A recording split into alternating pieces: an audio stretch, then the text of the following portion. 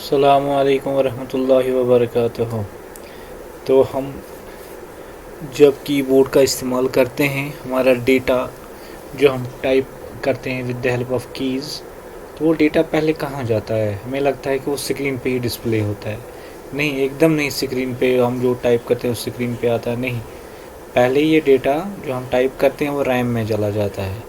RAM के बाद आपके स्क्रीन पे आता है। आपको लग रहा है कि जो ही मैं टाइप कर रहा हूँ स्क्रीन पे डिस्प्ले हो रहा है, मैं स्क्रीन पे ही लिख रहा हूँ। तो ये इतना क्विक है कि हमें लग रहा है कि हम स्क्रीन पे ही टाइप कर रहे हैं, ऑल्दो दैट्स नॉट राइट। तो जो भी हम टाइप करते हैं रैम में जाता है, रैम से फिर आपकी स्क्रीन पे वो डिस्प्ले हो जाता है। सो जो रैम है इसको हमारे पास एक कंसेप्ट है primary memory and secondary memory.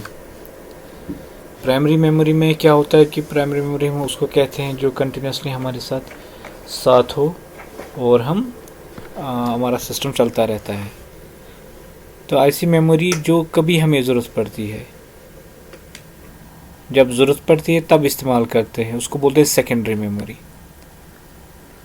Primary memory वो मेमोरी होती है जो आपके साथ शाना बशाना सिस्टम जब चलता रहता है आपके साथ काम करती रहती है, जैसे रोम है और रैम है।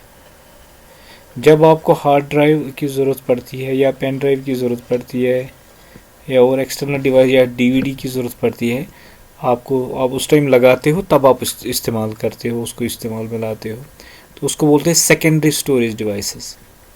सो हम यहाँ पर मेमोरी के बारे में पढ़ेंगे। एक पहले प्राइमरी में पढ़ेंगे प्राइमरी मेमोरी क्या होती है, तो उसके बाद इसके बाद जाएंगे सेकेंडरी मेमोरी में।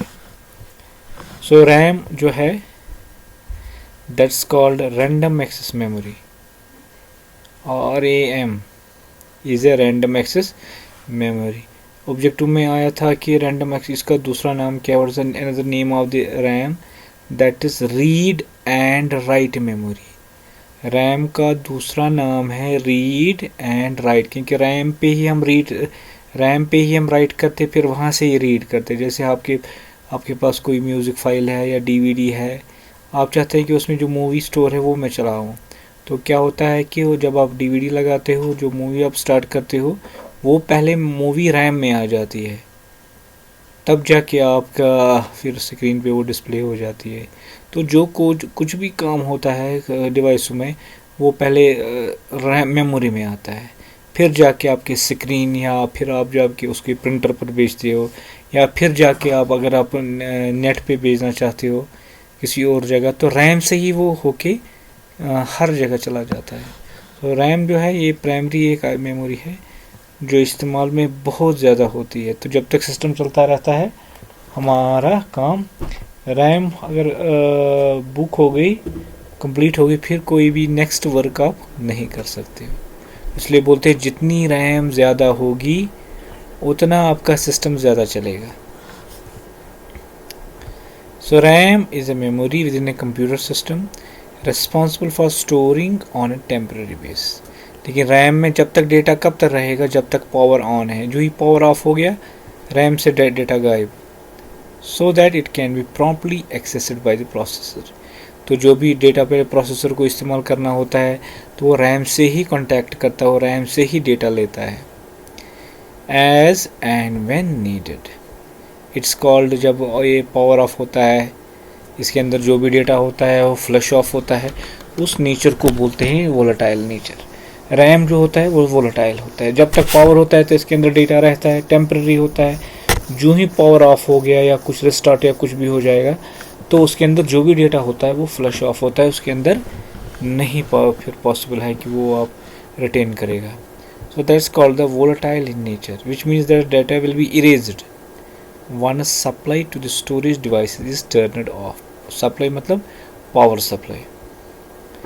RAM storage data randomly. RAM में आप जब डेटा डाल दो, वो किसी भी जगह डेटा होता है, वो किस जगह होता है, किस पोजीशन पे होता है, ये कौन डिसाइड करता है? ये डिसाइड करता है ऑपरेटिंग सिस्टम। तो कंप्यूटर के अंदर जो ऑपरेटिंग सिस्टम होता है वो डिसाइड करता है हार्ड डिस्क की लोकेशन पे कहाँ पर स्टोर हो गया है, या रैम में कहाँ डालना है, या डीवीडी में कहाँ डालना है, पेन ड्राइव में कहाँ डालना है। ये सारा का सारा करता है operating system. RAM stores data randomly and the processor accesses these data randomly also from the RAM storage. There are primarily two forms of RAM. RAM की दो कैटेगरीज है, RAM की दो टाइप्स मार्केट में अवेलेबल है. One is called SRAM, static RAM. Second is called DRAM, dynamic RAM. पिछली बार question आया था पेपर में कि आप बताओ SRAM और DRAM में क्या डिफरेंस है. Differentiate between SRAM and DRAM. So SRAM retains its contents as long as the power is connected. तो SRAM में क्या होता है, जब तक ये पावर होता है ये डेटा रिटेन करता है. जो ही पावर कट ऑफ होता है ये लूज़ करता है, ये रैम लूज़ करती है data. The most expensive of the lot में सबसे ज़्यादा एक्सपेंसिव जो होती है SRAM होती है. SRAM क्यों? SRAM is faster than its counterpart. Which is the counterpart? DRAM. DRAM से काफ़ी कॉस्टलियर होता है. और वो क्यों? Because it is very fast. Its high price prevents it from widely used in everyday computing machines. That's why कि हर कोई system में SRAM इंस्टॉल नहीं होती, लगी नहीं होती. क्यों? क्योंकि इसका कॉस्ट ज़्यादा होता है. जिसका ज़्यादा कॉस्ट होगा तो सिस्टम का भी कॉस्ट इंक्रीज हो जाता है. Whereas we have another that's called DRAM. DRAM is complicated. इसका सर्किटरी जो होता है, इलेक्ट्रिकल डिज़ाइन जो इसका होता है बहुत कम्प्लेक्स होता है. To interface to control and needed regular refresh cycles. इसलिए आप यूजुअली क्या F5 करते हो, राइट क्लिक रिफ्रेश करते रहते हो, क्योंकि हमारे सिस्टम में DRAMs इस्तेमाल होते हैं. वो रिफ्रेश करने की जरूरत कि कभी क्या होता है कि डेटा लॉस होता है. However, DRAM uses only one transistor and capacitor per bit. अब रैम में डेटा कैसे स्टोर रहता है कि इसके, क्योंकि ये इलेक्ट्रॉनिक कंपोनेंट है, ये बना किससे होता है, ये ट्रांजिस्टर से बना होता है और कैपेसिटर से होता है. एक बिट जो इसके अंदर डेटा स्टोर करता है उसके लिए एक ट्रांजिस्टर होता है और एक कैपेसिटर होता है.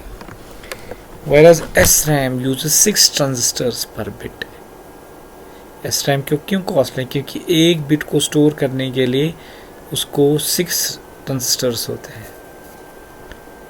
Widely used in modern computer. ये जो DRAM है अक्सर इस्तेमाल होती है प्राइमरी मेमोरी के लिए. DRAM is slower than SRAM but is inexpensive. But ये जो DRAM है ये सस्ती है than the SRAM due to its. क्यों वर्ड सस्ती क्यों है? 1 ट्रांजिस्टर 1 कैपेसिटर पेयर्ड. क्योंकि एक डेटा बिट रिटेन करने के लिए, स्टोर करने के लिए इसको एक ही ट्रांजिस्टर लगता है और एक ही कैपेसिटर लगता है. Whereas in SRAM, that RAM uses 6 transistors per bit. That's why the cost is the high. ये हो गया रैम. इसकी दो कैटेगरी स्टैटिक रैम है, डायनेमिक रैम. इसी तरह आपके पास रोम होता है, वो होता है read only memory. Read only memory. RAM में हम रीड भी कर सकते हैं और राइट भी कर सकते हैं. जो रोम होती है जो कंप्यूटर के मदरबोर्ड पे पेस्ट की जाती है that's called ROM, read only memory. एक बार आपने लिखा उसके बाद आप कभी भी उसको मॉडिफाई नहीं कर सकते हो. तो आपको वो रोम रिप्लेस करनी पड़ेगी, नहीं डालनी पड़ेगी, फिर जाके आप उसमें कंटेंट्स नहीं डाल सकते हैं. So read only it is a type of internal memory. ये भी इंटरनल मेमोरी है, जैसे रैम इंटरनल मेमोरी है इसी तरह रोम भी इंटरनल मेमोरी है. The data in instructions in ROM are stored by the manufacturer at the time of its manufacturing.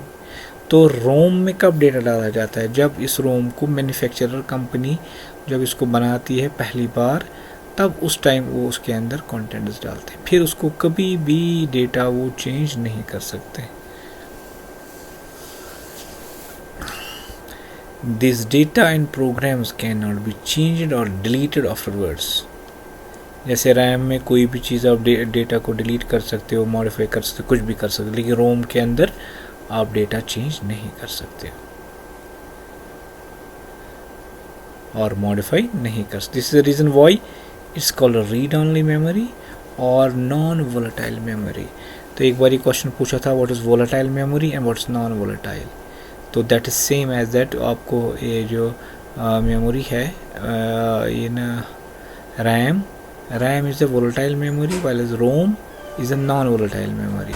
रोम में एक बार लिखा तो वो हमेशा के लिए उसके अंदर रहता है। दैट्स वाई कि हम बोलते हैं ये जो रैम है that is a volatile memory, ये जो रोम है that is a non volatile memory. ये कब हमें एक क्वेश्चन आया था रैम और रोम में क्या डिफरेंस है। So ROM is a read only memory, RAM is a read and write memory, इसमें दोनों चीज़ें होते हैं। RAM is a volatile memory, उसका मतलब क्या है पावर ऑफ हो गया तो उसके अंदर कॉन्टेंट्स रिमूव। तो ROM is a permanent has a non volatile, उसके अंदर परमानेंट कॉन्टेंट्स होते हैं। ऐसे रैम के टाइप्स है, इसी तरह हमें रोम के भी टाइप्स है, क्योंकि इसमें लिखा नहीं जाता था। एक बार रोम को बनाया फिर कभी अगर चेंज कंपनी को चाहे कि कोई लोगो चेंज करे, अपनी इन्फॉर्मेशन चेंज करे, वो रोम में नहीं होती थी, उसको उनको दूसरी रोम डालनी पड़ती थी।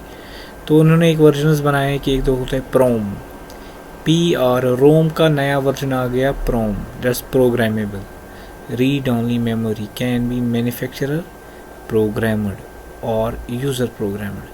तो इसमें क्या है कि अगर प्रोम जो है, अगर आपके पास सिस्टम में प्रोम लगी, आप जब मैन्युफैक्चर ने एक बार ही डाला उसके बाद आप एक ही बार इसको चेंज कर सकते हैं। Once in the life of PROM you can change the और मॉडिफाई द कंटेंट्स। वंस आपने मॉडिफाई किया प्रोम को, उसके बाद ये रोम बन जाती है, उसके बाद उसको चेंज नहीं कर सकते। तो कैसे इसके अंदर चेंज करते हैं, इसको बोलते हैं प्रोम प्रोग्रामर। ये अलग से कैटेगरी की प्रोग्रामर होते हैं जिनको रोम की प्रोग्रामिंग आती है। तो वो एक बार ही फिर प्रोम को कंटेंट्स चेंज करते हैं, फिर जाके ये जो प्रोम है फिर वो रोम बन जाती है, उसके बाद उसको चेंज नहीं कर सकते। हाँ, this type of ROM is programmed by a program to change और burn the data once, only once, note it.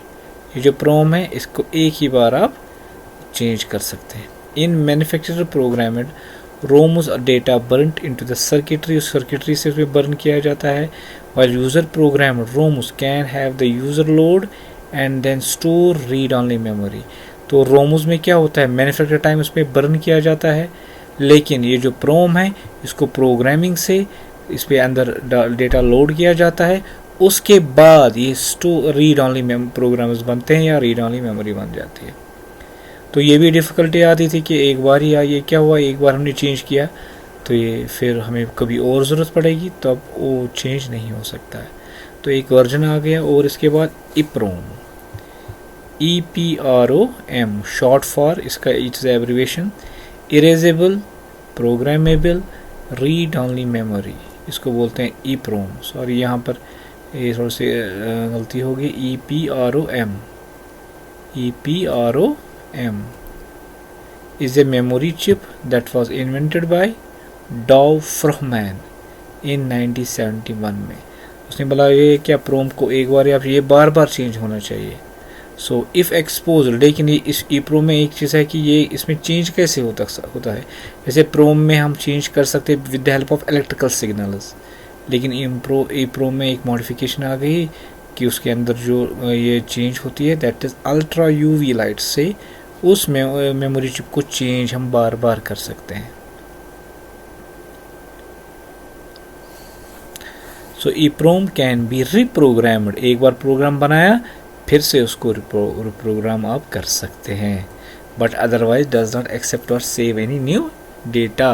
Programme को चेंज रिप्रोग्राम तो कर सकते हैं, नया चेंज फिर नहीं ला सकते हैं। तो इसका एक और वर्जन आ गया EE इलेक्ट्रिकली इरेजेबल। ये था, ये जो है इसमें था कॉस्टली होता था क्योंकि इसमें यूवी लाइट्स का इस्तेमाल होता है, लेकिन प्रोम का एक वर्जन बनाया था जो इलेक्ट्रिकल सिग्नल प्रोम पर भी काम करता था। तो ईस्कर प्रोम उसको बनाया, electrically erasable programmable read only memory is a PROM that can be erased and reprogrammed using an electrical charge. यहाँ पर अल्ट्रावायलेट रेज का इस्तेमाल होता है, यहाँ पर इलेक्ट्रिकल चार्ज का इस्तेमाल होता है। And that was developed by George Perlegos, वो इंटेल कंपनी में काम करता था इन 1978। So these are the some of the terms that is used for read only memory. PROM है, EEPROM है, EEPROM है, और भी वर्जन्स है मगर 3 काफ़ी है जिसको हम यहाँ पर डिस्कस करेंगे। होप ये आपको समझ में आया होगा। अस्सलामु अलैकुम वरहमतुल्लाह।